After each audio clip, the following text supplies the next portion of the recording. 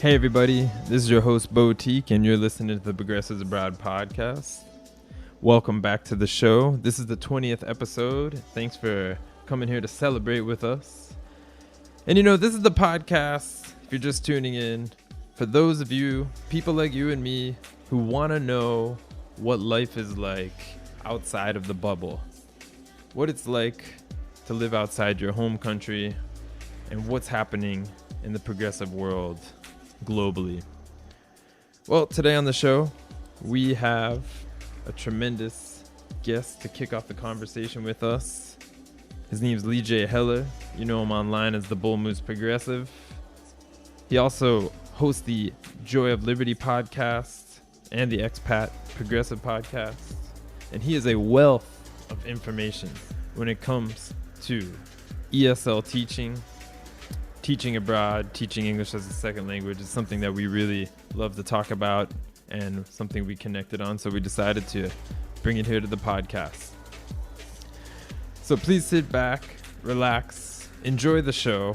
Don't forget to share this as well as subscribe in many of our outlets, wherever you can find podcasts and also on YouTube. Thanks for listening, everybody. And now I'm going to roll you out with some of this music from Quap Cousteau. A song called The Plan. See you later.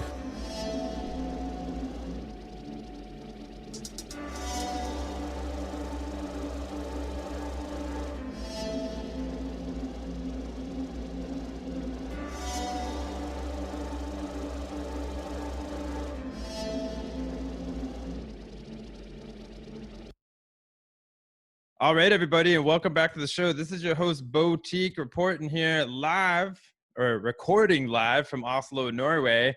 And I hope everybody's doing well out there. We're in day 1 million now of global pandemic craziness. But of course, that's affecting different people in different ways around the world. And I'm really excited because today on the show, we've got somebody that we've been trying to connect in person, or at least this is as in person as we can get nowadays on the internet. We've got Mr. Lee J. Heller in the house today. And Lee J is also hosting a podcast, a couple podcasts that he's going to tell us about, as well as a fellow progressive living abroad in Taiwan.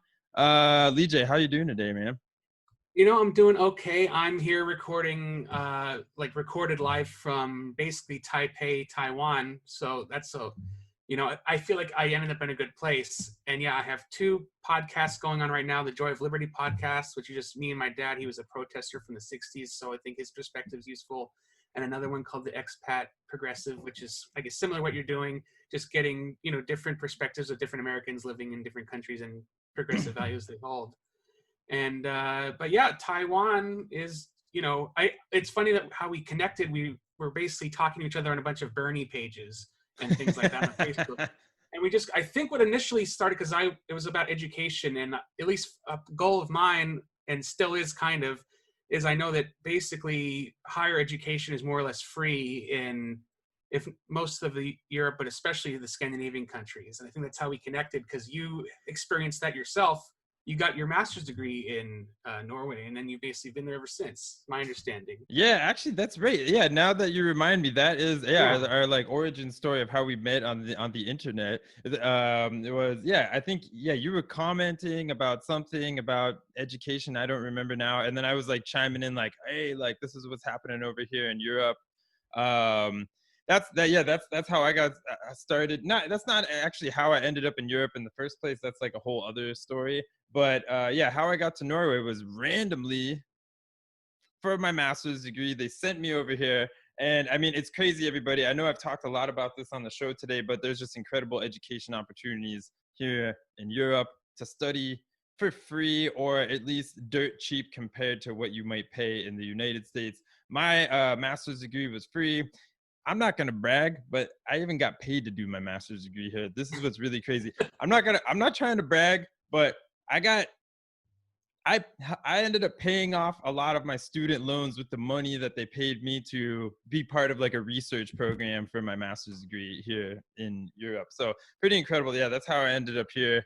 And yeah, I guess that's how we started talking, because I was trying to tell you oh man, you gotta come over here to Europe. Well, yeah, that's the thing. I would always chime into, people complaining about education, how it costs so much, and then, people so much debt. I'm just like, hey, everybody in Europe, it's either super cheap or basically free, and everyone's telling me, no, it's not, and blah blah blah. And then you just come in, it's like, hey, I actually did it. I know what I'm talking about, and that's kind of, we went from there. And So that's really like the backbone of like, I think this podcast, and I feel like probably what you're trying to do and what a lot of us are chirping and chiming about around the internet is just like to reveal what's really happening out here, because we are, born and bred in USA. I believe you are too, right? Yeah, like, absolutely, yep. and have been through the whole system, the education system. I mean, I did my bachelor's degree, in the United States, and I even did my teacher certification in the United States and all this kind of stuff.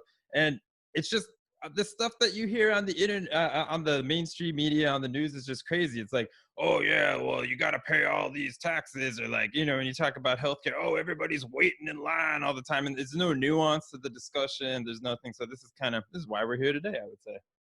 Yeah, and aside from the education, which I do want to keep talking about, because I'm still, even right now, just like you said, you can basically get paid to do it in certain countries. Like even in Taiwan, for example, I missed the deadline, but the same thing, like if you apply to programs, because they actually want people from other countries to come here, because I think that's the whole thing, is these countries realize it's better to have all these different, intercultural communication. But basically the same thing, they'll pay for your whole program and give you stipend to live off of. And I think the issue is, Wow. what's so, I guess, frustrating, at least for our generation, is that like, if we had only known, right, if someone had told, like, we just didn't even think about going to school overseas. At least I never did.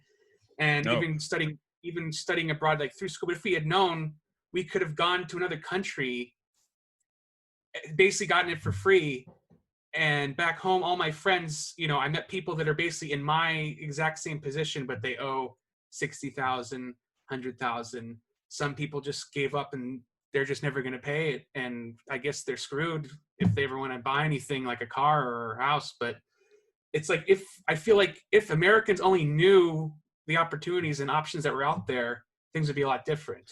Yeah, man, absolutely. It's definitely something that through this podcast and through other ways, I really am motivated to promote this idea of studying abroad.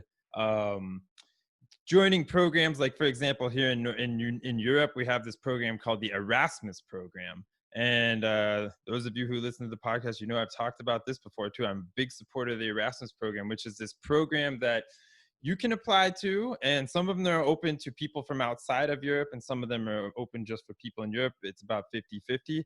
And I mean, they will pay you to come and study your master's degree in Europe. I mean, including stipends, so you can like live while you're there. And it's like you said, the same idea. They want people to actually come to Europe, and internally in Europe, they want people to go live in different countries. So it's not just, study abroad, go party in Florence for the year. I mean, there will be lots of partying, I'm sure, but it's like required of students doing their bachelor's degree that they have to go study in another country for a semester or maybe a year. And it's funded by the European Union. They want to have this intercultural exchange because they know that it's important for like peacemaking, exchange of ideas. And a lot of this, of course, was established after World War II. I mean, Right. they completely bombed the shit out of each other, and pretty much, Europe was destroyed. And they said, okay, maybe we should try something different now. Well, I'm gonna agree with you there. I feel like that was definitely a part of, I guess you could say, as far as a societal, cultural, political, shift from Europe. Yeah, blew the hell out of each other, and like, okay, there's got to be a better way. Let's work together. And U.S. more or less was pretty much unaffected lifestyle-wise by World War II. So we just kind of continued on with our path. And I feel like at least some people that I've read things, or people have theorized that if it basically wasn't for the Cold War and that whole anti-communist perspective, Red Scares, we probably, as a society, we probably would be more, I guess, socialistic as far as like, social safety net goes, if we didn't have the big red menace scaring us. At least that's my theory. So yep, I was just reading about exactly this kind of idea the other day. Is that's kind of what held us back, because we had that kind of boogeyman the whole time. Yeah, you to mentioned just the slightest thing that's a bit like, for social welfare, and then you're a communist, you're done, and that's how it was treated like that for even today. I feel like that's why I always say to people, it's like, if you're to the left of Trump, you're just a communist to a lot of Americans. Like, that's the way they see it. It doesn't matter if you're Joe Biden or Bernie Sanders, you're always going to be a far leftist and a communist, and they don't really, and that's kind of why I feel like it's senseless to try to like negotiate in a sense, because it's just like you're considered all the same. So yeah, I mean, it is really weird how a lot of people like us that are talking about these types of things are just painted with this broad brush, and it's really a confused broad brush too. Because I mean, I don't know about you, man, but like when I grew up in the United States and went through the whole education system, I mean, dude, nobody ever talked about what communism meant. Like, this was not in our history books. Like, nobody ever gave like a really good explanation of socialism. It was like this little footnote. I don't know. I mean, I don't know about you. Maybe your experience was different, but my point is I don't feel as if the average American even has a good concept of what communism or socialism even is. I agree. I feel like a lot of it, unfortunately, I feel like a lot of the lack of information and education is more or less by design in our Mhm. country. Unfortunately, again, that's why they make you go into debt just to get a secondary or higher education, which you basically need to get any sort of job, and why schools are consistently defunded and teachers are paid shit. Because if we had a fully functioning education system with people capable of critical thinking, I don't think we would be in this dumpster fire of a situation we are right now. Oh yeah, But man. Well, I mean, if you could, patch in a few things there, like, a fully functioning, single payer healthcare system, then you wouldn't have people in so much despair based on their health. If you had a system that was securing people's wages while the government has basically forced them all to stay home and close down their businesses, then you wouldn't have so much desperation and people worrying about their wages. And yeah, and if we had a properly functioning education system that the majority of people had access to if they wanted, then we would have a lot more people that would critically think and be like, like, what should we do about this? I mean, yeah, the list goes on. Well, one thing I want to put a pin in real quick. People might be wondering because we just kind of came into this conversation in yeah, media res, is that let's talk a little bit. We are both two people that are very concerned of education. I don't think just on from an outsider's perspective, but I think we're both teachers. I'm a absolutely. Yes. yeah, I'm a teacher. You're a teacher. We have like education in this. So tell us a little bit about, tell us a little bit about why you're in Taiwan, because I think it's related to teaching. Sure. I'll try to be brief, and you can ask more questions if you want. So Go for it. basically, I graduated college in 2010, the heart of the Great Recession. It was like nothing, anything like career-wise. Like basically, it was like you're fucked. Basically, I did manage to that even back then though, just for me, maybe for better or for worse, I just refused to go into debt for my undergraduate. So I basically ended up going God to, bless you. well, it was just like I just even back then it was like, this is ridiculous. Like I busted Hmm. my ass to get good grades, but I just didn't want to owe that money. So I ended up getting like a scholarship to go to a state college in California. So I got my degree, whatever. It's in communication studies. What my professor said, it'll teach you to be a good citizen and not much else. And that's basically what happened. So, I was working there. I was living in Chicago. I was trying to do like the whole improv comedy thing. I was having some fun, Nice. but I was basically living in a tenement house.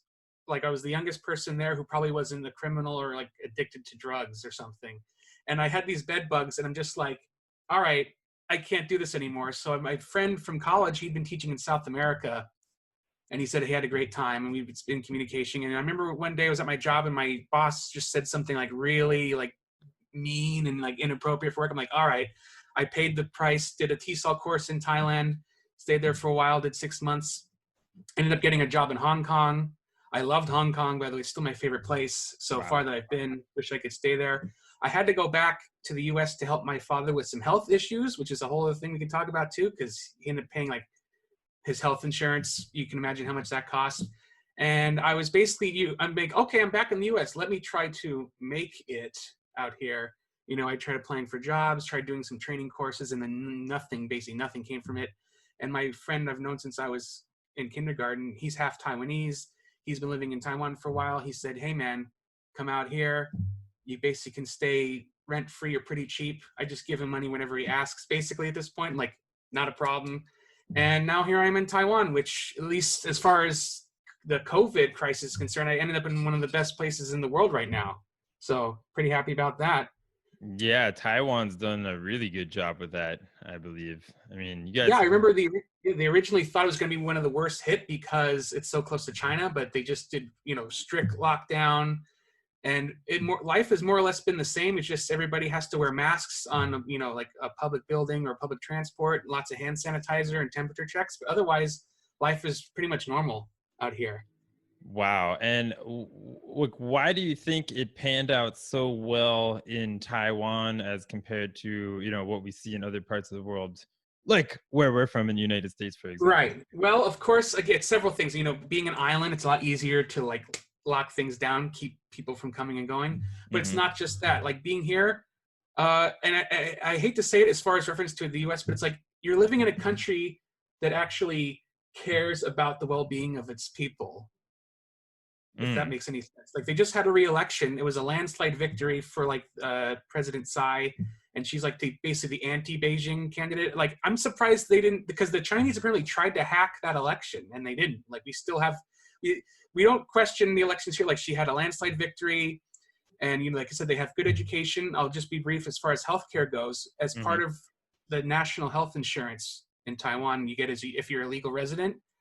I can go to a doctor without an appointment, get like my medicine, and be done in an hour, and they only cost me like $6 US. And when I didn't have my insurance, when I was switching jobs and I didn't even have my health insurance, it still only cost me like $20 without the insurance. So, and no wonder the country doesn't have people dying from COVID as much, basically. And I think it's just they prioritize that. Like, of course, people should have health care. It should be like a no-brainer. And it's not even that you're not, everyone pays a little bit out of their paycheck and you pay the $6. Yeah, I'm gladly pay the $6. I went to the dentist. I thought it was free. I was so pissed off that I had to pay anything at all. Then I did the I was like, oh, that's like $1.50. It's like, I'll shut up now. So, it's just like a completely different world, and people don't know that it can be better. It's not so different from what I experienced here in Norway. I mean, here you just straight up have a national healthcare system. It is connected with your social security number. So if you're a legal resident or anything like that, it's just give them the number, you go to the doctor. Now, one thing that we have here that's a little bit different is like we kind of have like a limit, like so what would we call it? Like it was like a you must pay at least this much every year, and then after that everything's free. So here it's like something like $200 basically, and it's like you go to the doctor to get a checkup, it costs $25. You go to get your medicine for whatever you need, that's another 25. It's a little bit of this, a little bit of that. Next thing you make it to your 200 limit, everything is free after that. Doesn't matter what it is. So I mean, you can imagine if you needed to get like a surgery or something like that. Everything here is cheaper anyways. A visit to the doctor with like blood tests is like $25, and I have to remind people, that's a little bit more than Taiwan, but Norway, just to compare, is pretty much like one of the richest countries in the world, So, I mean, you would think things should be a little more expensive here, but I mean, $25, people in America, when's the last time you went to the doctor for $25, Yeah, that's still, I think without health insurance, a typical doctor's visit is like $150 to $200. So with no additional like tests or anything like just that. to see the doctor, just for him to be like, you got a cough, that costs like $150. So I think the point is that, man, this is there's a lot of possibility out there in a lot of different countries. I myself, it's funny, we have kind of similar background stories. I also did my bachelor's in communications, and that's why we're sitting here on microphones right now. And right. and I also went I graduated 2009, right during the economic crisis. Couldn't find a job anywhere.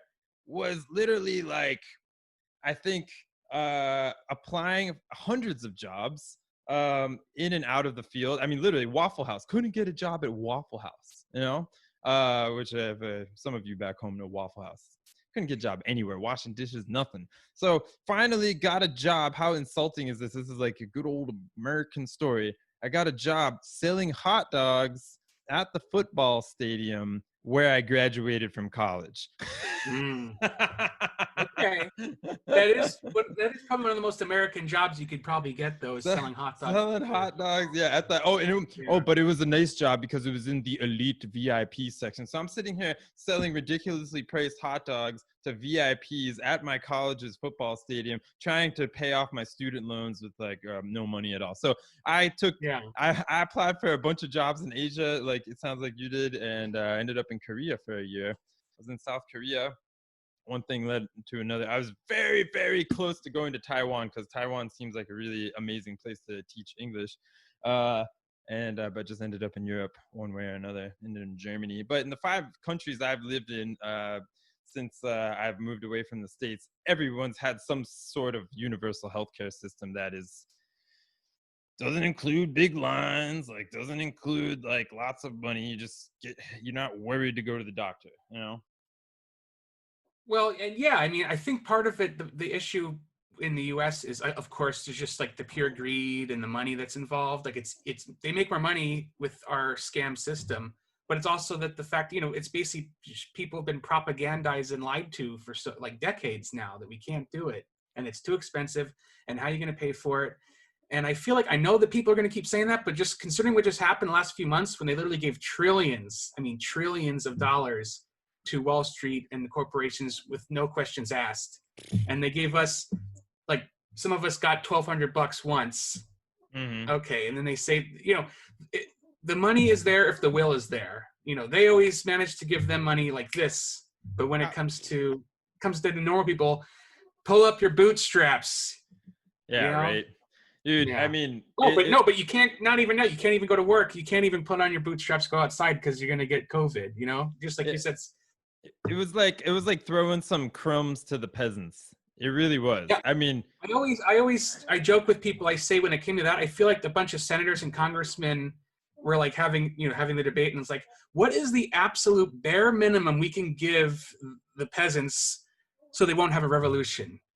$1,200. Okay, that's how I think that they had that conversation, because just like you said, other countries, was it Canada is even giving like everybody's, I think they're getting like 2,000 Canadian a month. Mm-hmm. It's like, it's just unfortunately the government no longer functions to serve us U.S. citizens anymore. Like it's completely bought.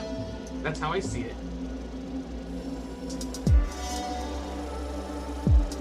Hey everyone. So that was just part 1 of a double episode that we have here with Lee J. You can find him anywhere online as the Bull Moose Progressive. And you can find us anywhere online at the Progressive Broad Podcast.